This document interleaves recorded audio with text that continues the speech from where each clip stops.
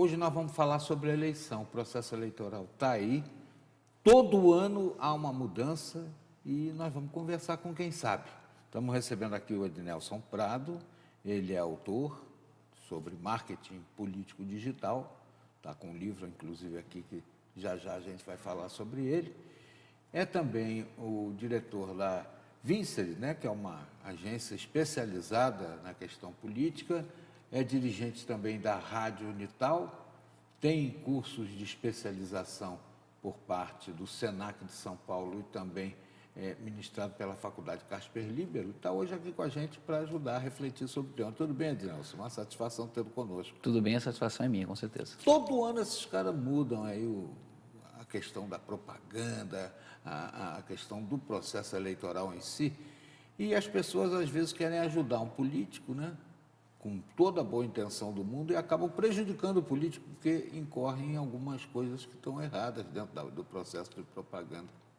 Nós temos sempre as regulamentações por parte do Tribunal Superior Eleitoral, né, com relação às regras da eleição que se segue, né? Então, o tribunal, que pese nós tenhamos tido em 2015 uma reforma, uma mini reforma eleitoral, já com algumas questões que foram utilizadas, né, ou já valeram para as eleições municipais de 2016, agora para 2018 o Tribunal Superior Eleitoral também fazendo aí algumas regulamentações, organizando algumas coisas, permitindo e bloqueando algumas ações para tentar tornar, em tese, mais justa a disputa eleitoral, mais igualitária entre os candidatos. E a gente percebe também questões fisiológicas, né? Essa coisa de janela aberta. Abre a janela, aí o cara sai de um partido, vai para o outro, sai da esquerda para a direita, para o meio. É uma loucura isso.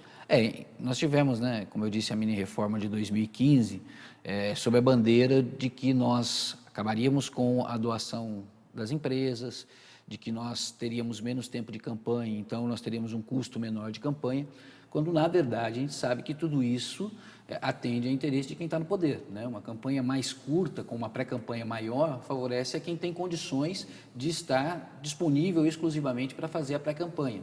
Um candidato que não tem mandato, ele com certeza terá mais dificuldades, porque ele tem compromissos financeiros, ele tem compromissos na empresa na qual ele trabalha, no local onde ele trabalha, então ele vai ter menos tempo de estar na rua para fazer as suas campanhas. Então, em tese, a ideia é a gente ter um custo menor.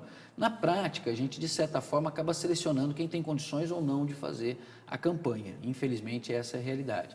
Essa questão da janela é também um outro ponto extremamente interessante, né? Atende a interesses, né, que nem sempre são os interesses da população, mas os interesses dos pré-candidatos, daqueles que estão em mandato, né? Existe uma regra na Justiça Eleitoral em relação à fidelidade partidária, então mudar de partido sem uma causa justa, sem uma necessidade real que seja comprovada legalmente, impõe a pessoa que mudou sanções. Então, para evitar as sanções, existe essa questão da janela. Então, é a hora que a gente tem essas trocas. Essa questão ideológica, a gente sempre questiona porque, infelizmente, com a quantidade de partidos que nós temos no país, fica difícil você achar que determinados partidos têm ideologia, né? Dá para contar no dedo os que têm. Às vezes você escolhe um candidato, mas afina o candidato, o discurso dele, à questão do partido. Ou pelo menos deveria. Deveria. Aí chega, de repente, a janela aqui, o cara sai dali, acabou o compromisso que tinha, né? Infelizmente. Então, assim, atende muito mais a interesses pessoais, a interesses partidários do que necessariamente os interesses da população, né? Então, como eu disse, dá para contar no dedo partidos que podem levantar a voz e dizer, olha, eu tenho uma ideologia, eu tenho uma proposta, eu tenho um caminho a ser seguido e quero que os meus candidatos sigam esse caminho.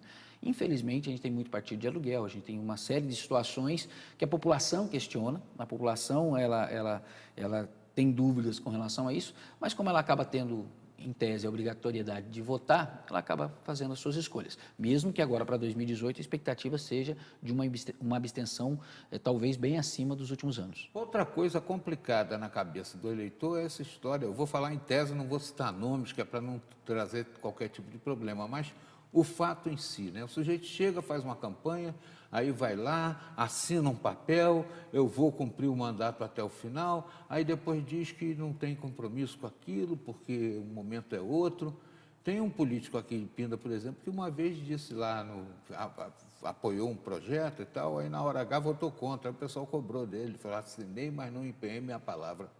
Que negócio de maluco. Infelizmente, essa é uma realidade que nós temos, não é uma coisa que a gente gostaria de estar discutindo, né?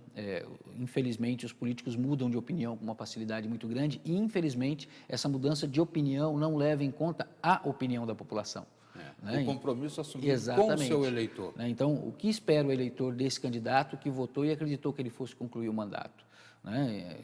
E qual vai ser a postura desse eleitor na hora do voto? A ética vai para o brejo. Infelizmente, a gente tem esse ponto como um ponto muito questionável e que, infelizmente, coloca a classe política na posição que ela se encontra hoje. A classe política hoje tem uma imagem extremamente arranhada, extremamente prejudicada, justamente por esse tipo de postura.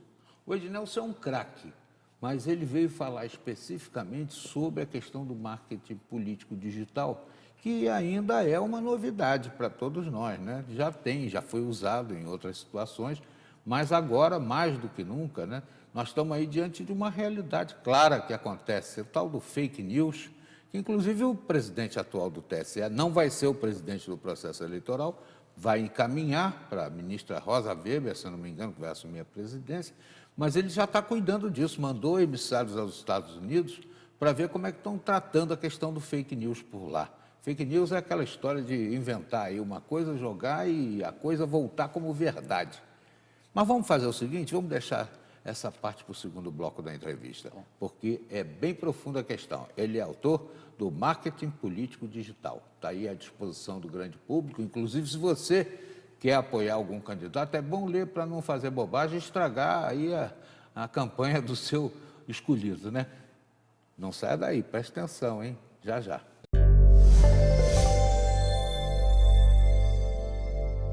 Olha, nós estamos falando sobre marketing político digital. Aliás, vamos falar, né? Porque no primeiro bloco a gente falou muito sobre eleição, campanha, e é importante. Todo mundo tem um coraçãozinho político, né? Na hora H quer ajudar o candidato e acaba fazendo bobagem e deixa o candidato mal. Por isso, recomendo a leitura Marketing Político Digital, do Ednelson Prado. Ele é especialista no assunto e já vai falar com a gente sobre o livro também. Agora, processo eleitoral aberto e, naturalmente, muita gente querendo ajudar o seu favorito, o seu escolhido. Tem que ficar atento a algumas regras, né? Por exemplo, a questão de contribuição de campanha, né? Contribuição agora é física, de pessoa física, mas existem regras que as pessoas têm que estar atentas, os próprios candidatos, os partidos têm que estar atentos na forma de arrecadação, a forma de prestação de contas dessa arrecadação que vem a acontecer a partir das ferramentas digitais, a partir da contribuição pela internet. Então, são coisas que as pessoas têm que estar atentas justamente para não causar prejuízos ao candidato. E aí o candidato, às vezes, é apanhado, aí diz assim, eu não sabia, foi ele que fez. Não interessa. Até explicar que berimbau não é gaita, a coisa complica. Tem que tomar muito cuidado, tem que estar atento, tem que ter uma equipe jurídica atenta, tem que ter uma militância bem organizada, essas coisas precisam ser feitas com planejamento. Ednelson, agora está na moda essa história de fake news, né? Que é o cara plantar aí uma informação, plantar um boato, às vezes até um fato verdadeiro, mas que é deturpado. E o presidente do atual do TSE não vai ser o presidente do processo eleitoral, ele está conduzindo o mandato dele, mas ele já está deixando preparada essa questão, mandou emissários aos Estados Unidos para ver como é que eles tratam lá a questão do fake news. Primeiro é importante a gente lembrar que fake news não é uma característica exclusiva da internet, né? Nas eleições a gente sempre teve, né? Os boatos, os panfletos, né? Assim, anônimos e tal.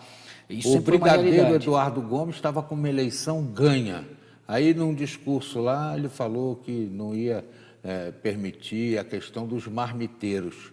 Marmiteiro era uma gíria na época para quem era um cara esperto, manobrador, né? Aí a oposição usou isso para dizer que ele era contra os operários que usavam marmita. Então tem que ter muito cuidado com o discurso. E a internet potencializou isso, né? Quer dizer, o alcance é muito maior e a propagação é muito rápida, né? Nós tivemos o caso da morte da vereadora lá no Rio de Janeiro, uma realidade, uma série de informações desencontradas, muita mentira. Disseram que ela casou com o Marcinho PP, o outro falou que não sei o quê, uma confusão danada e o partido aí está querendo processar essa turma toda. Exatamente, e a população vai, infelizmente, né, compartilhando isso sem nenhuma preocupação em apurar, em buscar fontes confiáveis de informação. E se pegarem a origem e pegarem os propagadores, a coisa pode apertar, hein? Tem Sim, que a tomar justiça tem cuidado. sido bastante rigorosa, ela tem punido, inclusive, as pessoas que curtem, compartilham as Pelo informações. IP da máquina de onde parte o negócio, dá para pegar o autor e os comparsas. Então, as pessoas têm que ter também uma preocupação, eu acho que a sociedade tem uma responsabilidade também. A gente cobra isso dos partidos, cobra isso da justiça,